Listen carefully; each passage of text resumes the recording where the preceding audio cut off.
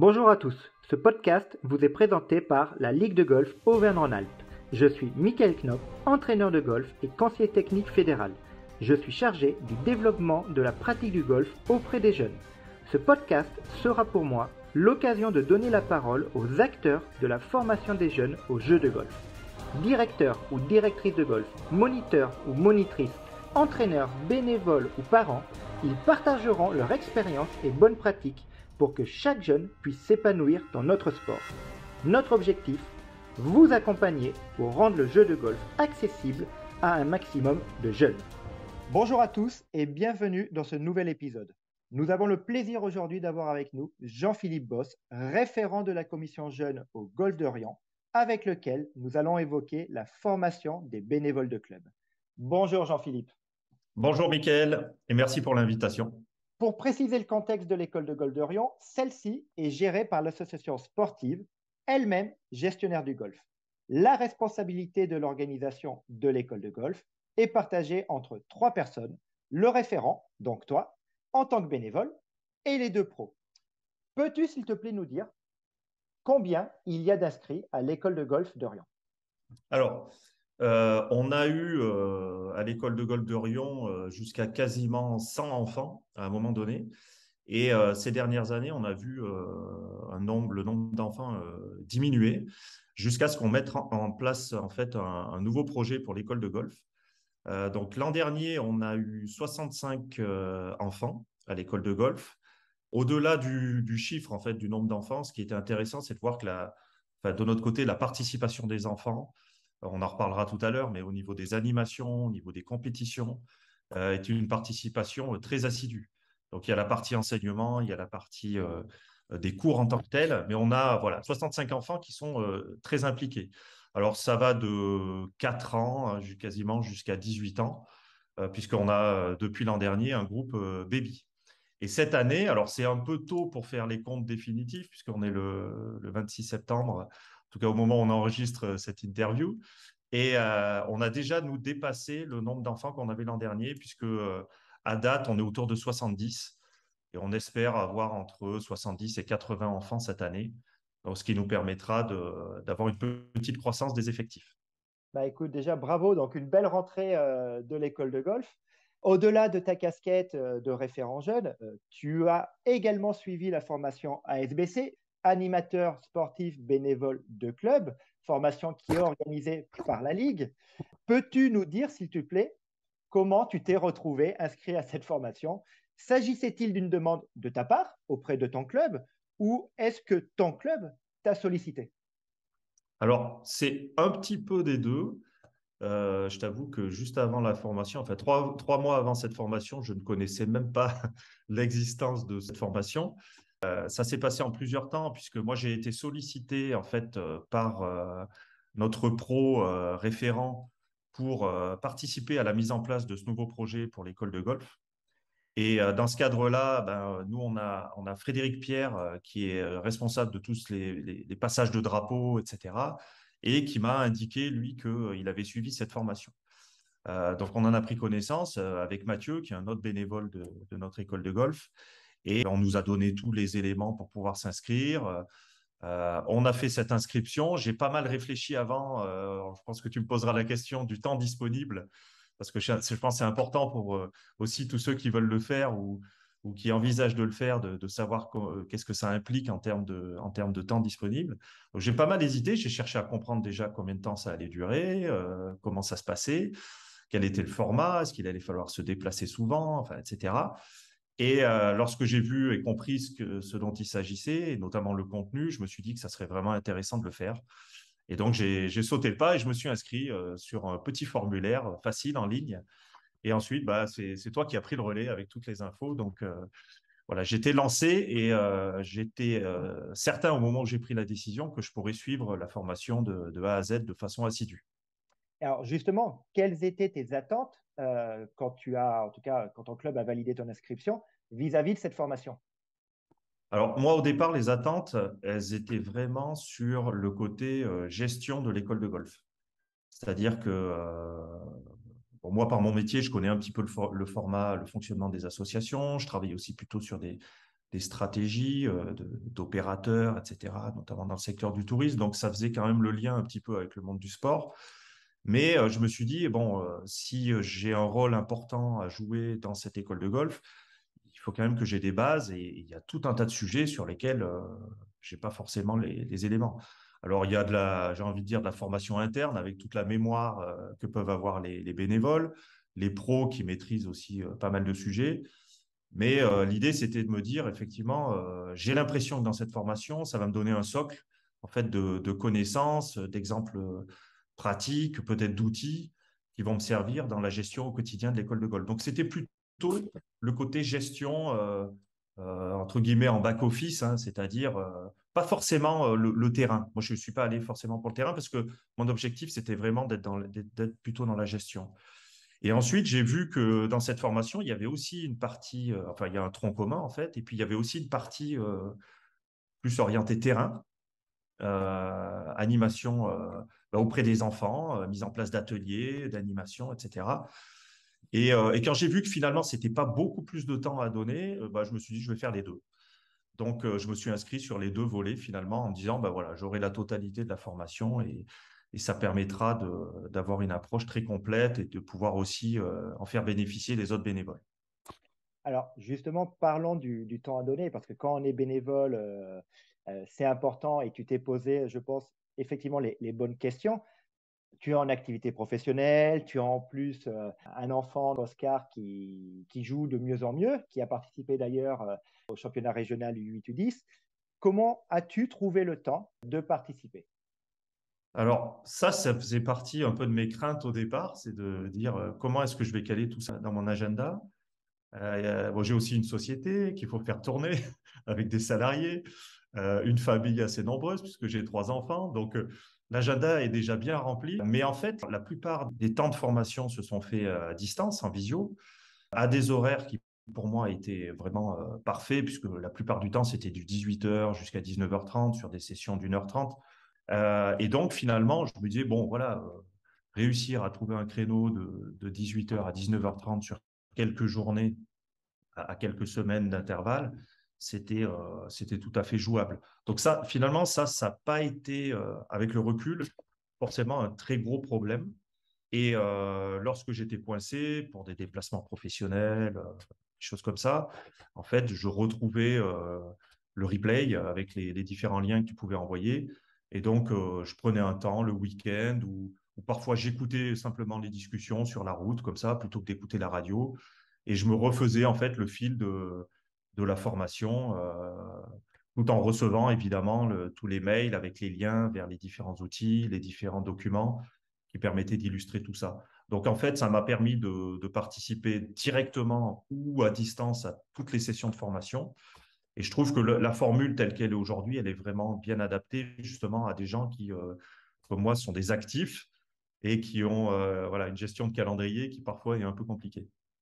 Tu as raison de le signaler, mais c'est vrai que depuis qu'on est passé sur ce format mi-distanciel, mi-présentiel, on a constaté aujourd'hui que l'on a de plus en plus d'actifs. En tant que bénévole, pour rappel, donc tu interviens bien sûr sous la responsabilité du club et des enseignants, mais pourrais-tu nous préciser comment justement s'organise la communication avec les enseignants du club? Alors, je ne sais pas si notre cas est forcément transposable à d'autres clubs, mais la spécificité, donc nous, on a deux enseignants au niveau du club qui ont à la fois une activité salariée sur la partie école de golf enseignement, et puis aussi une activité libérale sur la partie enseignement adulte.